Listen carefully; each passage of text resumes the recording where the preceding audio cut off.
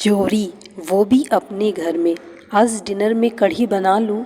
Mummy जी से पूछा तो हाँ ठीक है, पर बनाऊंगी मैं। ये कहते हुए मम्मी जी का चेहरा मुझे कुछ उतरा हुआ सा लगा। पकौड़े भी बना लिए, कढ़ी भी चूल्हे पर चढ़ा दी, पर दिख रहा था वो ये सब बेमन सा कर रही थी। कुछ तो बात ज़रूर थी, पर क्या? 20 दिन पहले ही इस घर में ब्याह कर आई, मुझे कुछ समझ नहीं आ रहा था। फिर क्या? 7 समंदर पार बैठी अपनी ननद को फ़ोन लगा दिया। मेरी शादी से बस 2 हफ्ते पहले ही उसकी डोली उठी थी। हम दोनों एकदम सहेली जैसी ही हैं। उसने फ़ोन पर सब समझा दिया और मैं समझ भी गई, पर वो जो करने के लिए बोल रही थी उसे करने में मैं हिचक तो रही थी, डर भी खूब लग रहा था। मेरी ननद मुझे मेरी ही ससुराल में चोरी करने के लिए बोल रही थी। हे भगवान, चोरी, वो भी पकौड़ों की! मेरा दिल ही जानता है मैंने किस तरह से डरते डरते रसोई से मम्मी जी की गैर मौजूदगी में 8-10 पकौड़े पर हाथ साफ किया।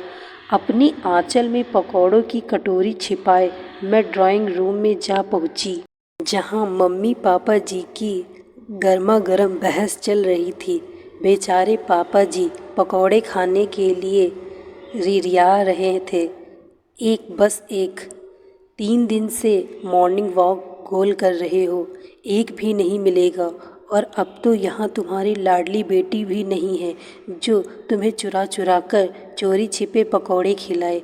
बोलते बोलते मम्मी जी की आंखें नम हो गईं। अरे तो क्या हुआ, तुम्हारी लाडली बहू तो है ना? वही पापा जी के पास ही बैठी हुई थी। मेरी तरफ देखते हुए वो बोले, ये तुम्हारी आवाज़, क्या खा रहे हो, दिखाओ जरा। हे भगवान, पकौड़े!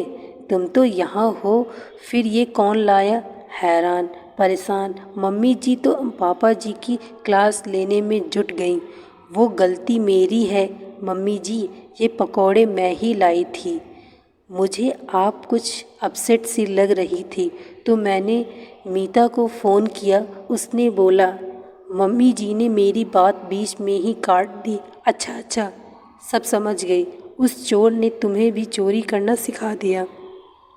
चोर मौसेरे भाई तो सुना था, पर मेरे घर में तो चोर ननंद भौजाई निकले।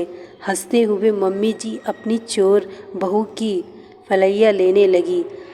सच्ची पहली बार चोरी करने की जितनी खुशी मुझे हो रही थी, उससे भी कहीं ज़्यादा मम्मी जी को चोरी होने की। दोस्तों, मैं आशा करती हूँ आपको यह कहानी अच्छी लगी होगी।